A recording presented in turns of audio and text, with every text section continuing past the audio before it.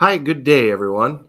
My name is Lee Thennes. I have the honor and privilege of serving as the Interim Superintendent of the Manitowoc Public School District. We're in the midst of doing some informational sessions around the community in regards to our referendum on April 1st.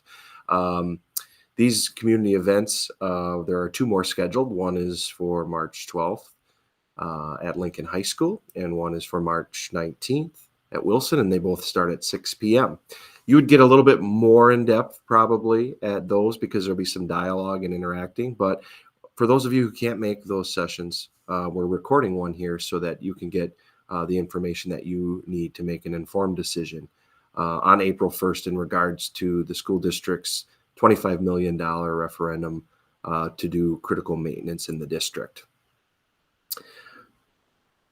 As I said, my name is Lee Thennes. I am in the interim superintendent position, but I've worked most of my 25 years in education here in the Manitowoc Public School District. I have two children. One is a senior at Lincoln, Samantha. One is a junior at Lincoln, Carter, who have grown up in the Manitowoc Public School System. And I taught social studies at Lincoln for 10 years, from 2001 to 2011. Took a short hiatus to be an associate principal at Sheboygan North High School in 2011. And I returned in 2015 to serve 2 years as the Wilson Middle School principal. And then I served 7 years as the Lincoln High School principal. And last year came over to central office in the position of a curriculum director position. So the purpose of the presentation here is to share the facts with you in regards to our upcoming referendum. I'm going to try to make it simple and, again, abridged. You'll be able to have access to the slides, and for sure I want anyone who has questions to either go to our website and fill out questions there where we have a form for you, and or you can always pick up the phone and give me a call here at the district, and I'd be happy to talk with anyone. So we're going to ask the public for permission to borrow $25 million to address some needs in the district. So I'm going to explain things from the lens of 1, the need, 2, the solution, and 3, really looking at the cost. So those are the lenses that this presentation will look through. Want to just start by pointing out that student achievement is a top priority in our district. We've seen some recent growth in our reading and math scores after some decline, and we're very excited about that and looking forward to continuing the momentum. We're excited about the potential of our new literacy curriculum and the impacts that will also have on student learning. We're very lucky to live in Manitowoc and have a school system that offers the type of opportunities for our children that we have. I moved here in 2001 as a graduate of Northern Michigan University. I'm a Yooper by origination, and I was coming to Manitowoc for 1 year. Well, I'm still here, and the reason that I'm still here is that I wanted to raise kids here because of the awesome opportunities that exist in our school system, of which my kids have taken advantage of. The arts, sports, co-curricular opportunities, school to work learning. And I'm very, very fortunate and grateful for all of that, which is why I'm still here. Our college and career pathways lead the region. 48% of Lincoln students graduate with some type of college credit that they've earned through their high school career. We have over 170 youth apprentices working in our community, being mentored by people here with hopes that they find either a career that they love or make a decision that they are going to look for a different career that they may love better. And we're excited about being able to offer not only our community with the opportunities to work with our kids, but also the learning that our kids do by getting a chance to work with our community. In addition, as you know, I had already mentioned some of that, the fine arts, sports. We have Division I sports in our community, which we're very proud of. Plug Youth Art Month. It's March. Please go over to the Rahr West Museum. It's open, it's free, and take a look at art that over 130 students in the Manitowoc School District who are very gifted and talented have created for your viewing pleasure. I'll just start with the reason we're here to ask for money to borrow to fix up our buildings is we face some building and facilities challenges. And like many districts in the state, 70% of them, we are in declining enrollment, which means that we're also, with less kids, receiving less state aid and less money on that. Our schools are getting older and require some attention. And over the course of time, we also have a broken state funding system. And over the course of time, our district has made some choices. And essentially, they've had to prioritize staff and programming over some of the big ticket costs that would come out of our budget to pay for the big maintenance issues that we're seeing surface. So the board took action. We've added some money to our maintenance budget, not enough. It's around $1.2 million. We need to continue to add to that. The district services about 1 million square footage of school buildings in our district. And at 1.2 million, that is not adequate amount of money in that line item to take care of all the needs that pop up. We've also created a Fund 46, or it's like a savings account for capital improvements, where we do have some money in, which we'll use some of it here in the interim while we're waiting to see about the capital borrowing plan. With we hired CISA to do a study. The study exists. There's a link in this presentation. There's also a link on our website. The study that was detailed in 300 some pages long, if you're interested, highlights they came in and they talked to principals, custodians, maintenance people, went through each school inch by inch to essentially log all of the things that they're recommending that we need to do. They put a 10-year plan together, categorizing it into 1 to 2 years of critical needs that probably should be prioritized, 3 to 5 years, which still need to be done but could wait, and then 5 to 10 years. Hey, down the road, you're going to need to address these things. This 10-year total was of $161 million.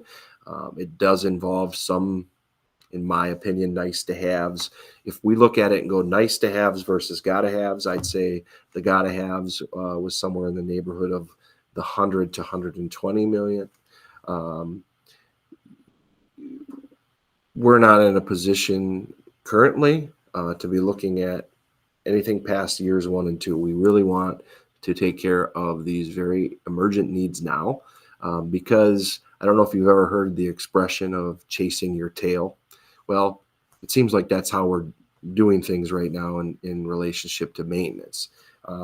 There's new items that pop up all the time. I'll be able to give you some of those examples as we move forward, but we want to end the feeling of chasing our tail and get out in front and make our schools a safe and comfortable learning environment for both our kids and our staff. To me, this slide might tell the whole story. Life expectancies of school buildings is somewhere in the neighborhood of 50 to 75 years. As you see on this list, we have all but one of our schools that are in the 50-year-old range to 100-year-old range, which means we've gotten great life out of the school buildings that we've invested in as a community. So I choose to look at it that way, as opposed to, oh, geez, we've let all this stuff. Well, no. Yeah, there are some things that we've had to let go in terms of prices that we couldn't afford to fix at the time. But all in all, Manitowoc has done very well over the years in our investments in our school buildings. And it comes a point in time in every generation and in every community where some issues in our buildings need to be addressed. We have to make some decisions, what we're going to do, some for the short term, some for the long term, which I'll also discuss with you in a moment. So I wanted to address the need first. Folks, these aren't bells and whistles types of things. These are common critical maintenance issues across our district, which would include things like our patterns for dropping off and picking up kids and pedestrian safety. It would include putting our fire alarm systems online. It's a lot of building maintenance in terms of mechanical issues with things. We have tuck pointing to do to prevent water from damaging our schools. We have windows that leak. We have Plumbing and HVAC issues across the district. Some ceilings and floors and doors need to be replaced. Asphalt and concrete work throughout the district. And you start looking at this list and you can kind of see how these things fall on that list, because they're not easy to fix in terms of, their cost, and being able to have money in our budget to cover these items is a very difficult concept to even fathom. We have indoor air quality issues. We have concerns about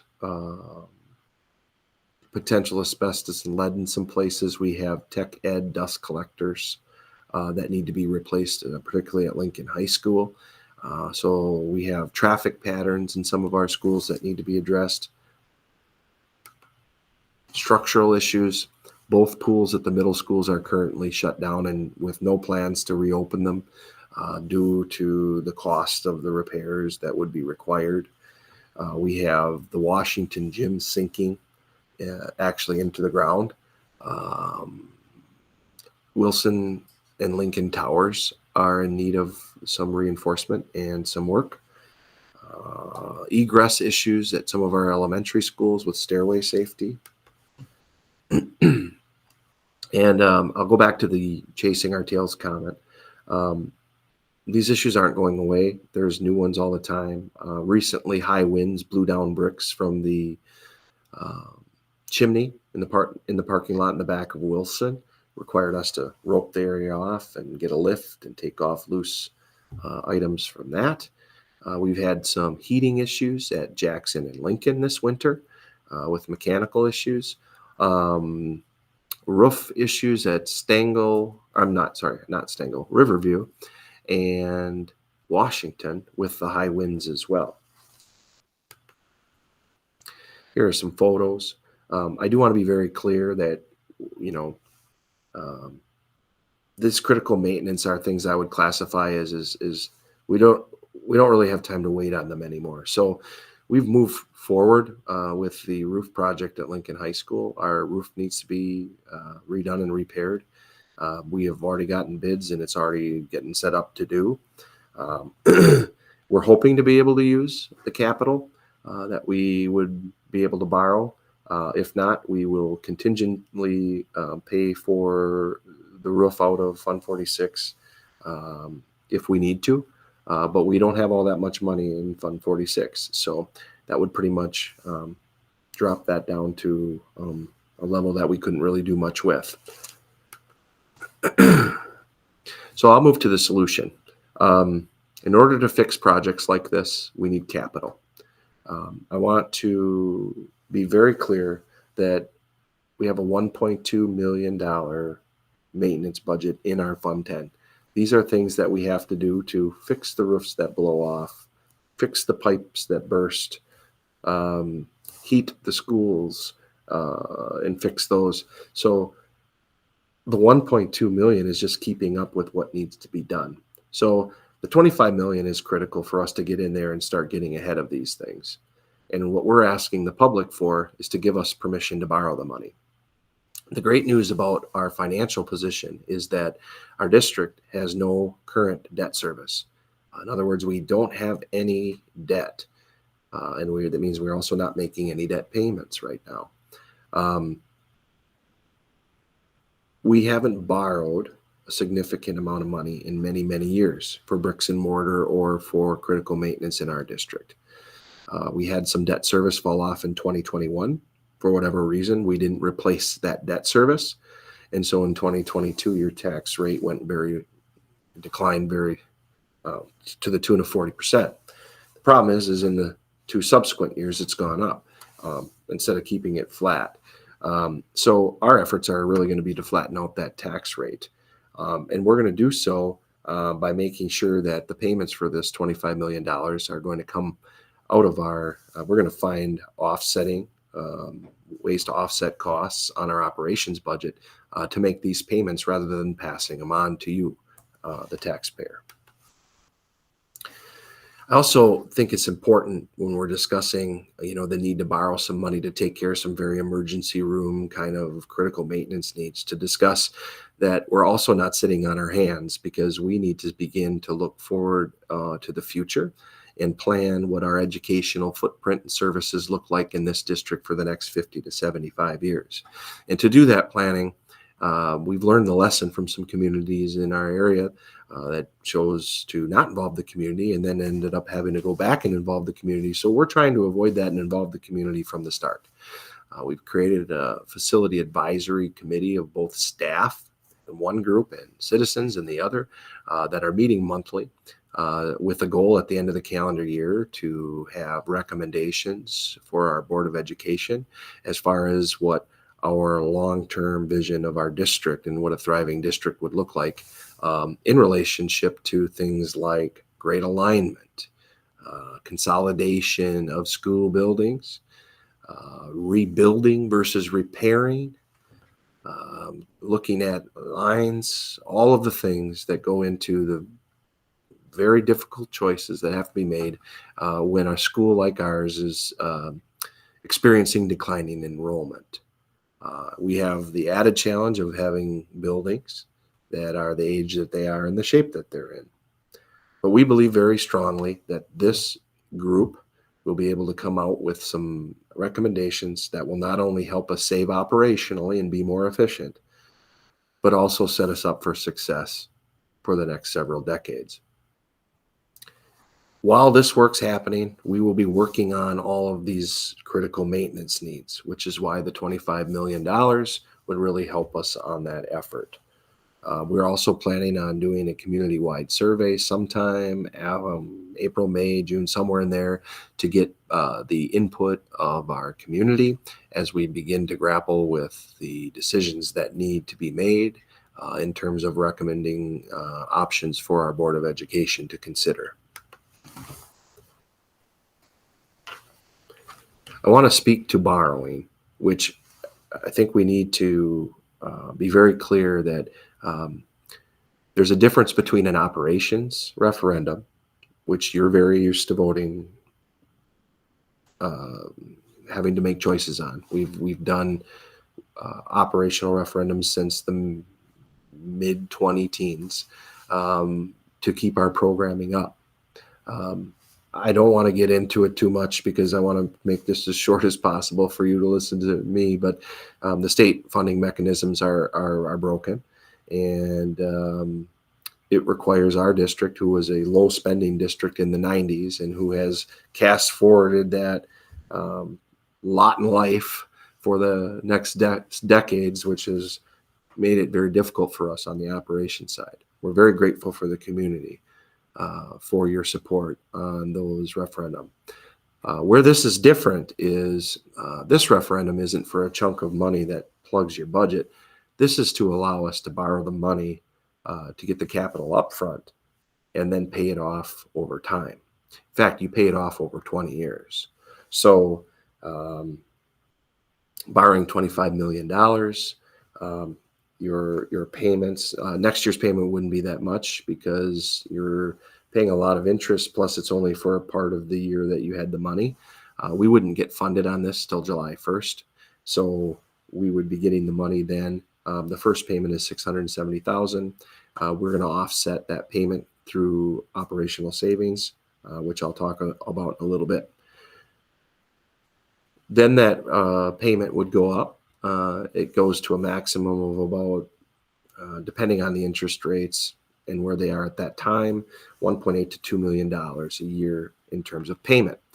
The reason why it's fiscally responsible to borrow money for bricks and mortar things is because it spreads out the payment for those things over time. In fact, it'll be 20 years of time to pay off the borrowing.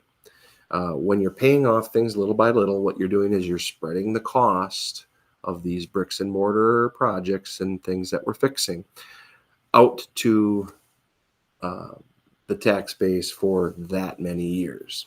And the reason that's a fiscally responsible thing to do is most bricks and mortar things last longer than 20 years. So you're This is a strategy that many municipalities and counties and governments use when funding things like roads that, of course, last a long time. So they spread that cost out. That's essentially what we would be doing with this. The last time the district went to the public for a significant amount of investment into our buildings was in the 90s, when the community overwhelmingly supported a referendum of $25 million in borrowing so that Lincoln High School and some other projects that were necessary in the district be addressed at that time. I already mentioned this is, we have no debt. It's actually very rare for a district our size not to have any debt. So, in terms of worrying about us having too much debt, we really don't have any. What you probably care about the most is how much is it going to cost you? Well, the good news is nothing, because what we're going to be doing is finding savings in our Fund 10, which is our regular spending budget, that we are going to reduce for next year in order to cover the payment. Okay, so what we're basically doing here is, and you see the value of it for next year's payment is about 16 cents on $100,000 home, which would be $16, and then you just double that for every $100,000 that your home is worth. If we were passing it along to you, that's what it would cost you in terms of the payment for next year. Instead, what we are doing is offsetting those by savings that we're going to find so that we don't have to raise the levy. In other words, we're keeping that tax rate as flat as possible. And the challenges that I spoke to earlier about declining enrollment, I wanted to show you visually. When I moved here to teach social studies at Lincoln High School in 2001, our district had about 5,500 students. Currently, we have about 4,600 students. And as you can see, it is projected to take another pretty good size hit over the next few years. Now, that's for many, many reasons. The birth rates are down. We live in a very old county. There's been some changes in socioeconomic things here over the years. And so the fact of the matter is the largest classes in MPSD are our junior and senior classes. And you know very well, if you lose a class that has this much in it and a kindergarten class comes in with this much in it, there's a gap there. And when that gap is there is how we're realizing the declining enrollment. So this year's junior class is our largest, our senior class is our second largest. You know what will happen in the next 2 years.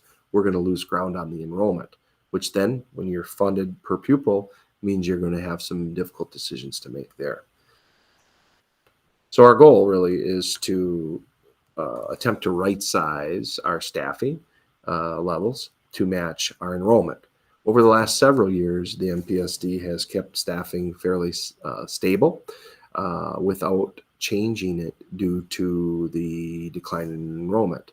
This year, we made very strong efforts to do an audit of where we were with our professional staffing, as well as we're also considering administrative staffing and support staffing. Everyone will have a part in this, but the first one that you will see is actually very recently here at our committee meeting and at the March 11th meeting, there'll be a report that we're giving in terms of staffing for next year. So there will be some reductions in our professional staffing that will allow us to have room in our budget for things like this debt payment that we're promising you that we will make instead of passing it on to you. So I just want to point out that we're showing you proof that we're finding this cost within our operations. I think it's important for us to do that if we're asking you to support the permission to borrow the money.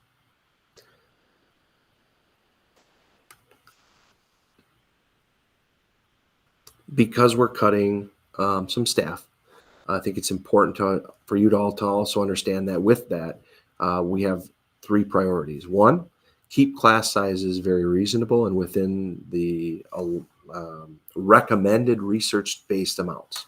You will see in the report, if you so choose to look at it online on our past Personnel and Policy Committee meeting, you will be able to see very transparently what the projected class sizes are at every grade level in the elementary school for next year.